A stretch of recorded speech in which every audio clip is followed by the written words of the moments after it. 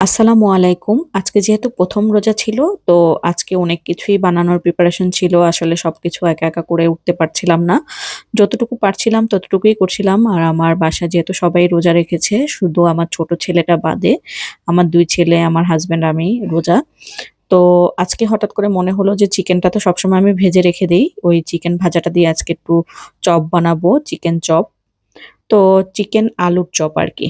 তো একদম আলুর ভর্তাটা যেভাবে বানায় চপের জন্য, সেরকমভাবেই করে সব মসলা দিয়ে তারপর আমি চিকেনটাকে এটার সাথে মতে রেখে দিলাম আরকি। এখানে আমি কিন্তু ম্যাগি মসলাটা ইউজ করেছি। ম্যাগি মসলাটা দিয়ে দেখবেন খেতে কিন্তু খুবই মজা হয়। আর বাদবাকি ভর্তা বানাতে যেগুলো লাগে সচরাচর সেগুলোই দিয়েছি। যেমন ধনিয়া পাতা, কাঁচামরিচ, পেঁয়াজ, একটু লবণ, পরিমাণ মতো একটু সরিষার তেল দিয়ে ভর্তাটাকে তৈরি করে নিয়েছি। তারপর আমি ওইটাতে চিকেন দিয়েছি আর এখানে দিব আমি ডিম।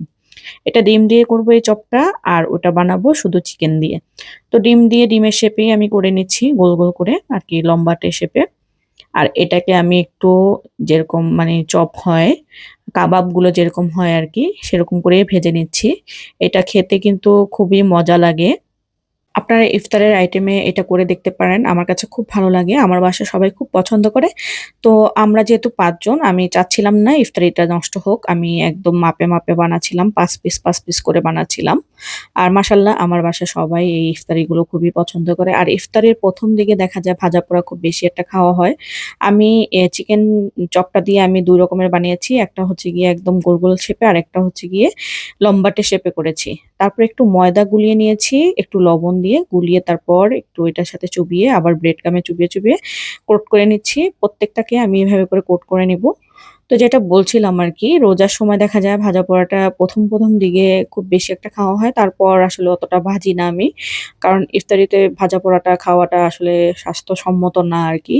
তো যতটুকু না হলে নয়। আর আমাদের এটা যেহেতু অভ্যাস হয়ে আসছে আগের থেকেই, তো আমরা আসলে এইভাবে না বানালে দেখা যায় মন ভালো থাকে না।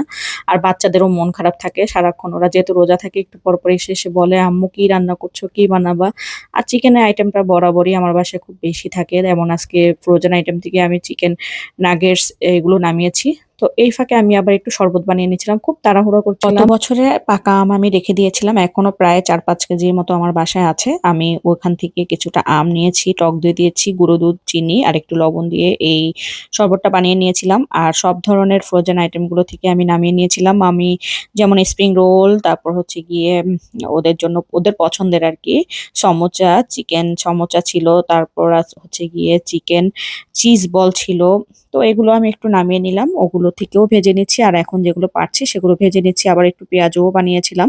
আর পেঁয়াজুটা তো আমি একদম ১ পিস, ১ পিস করে ভেজেছি। কারণ আমার বাসায় পেঁয়াজুটা তেমন একটা চলে না।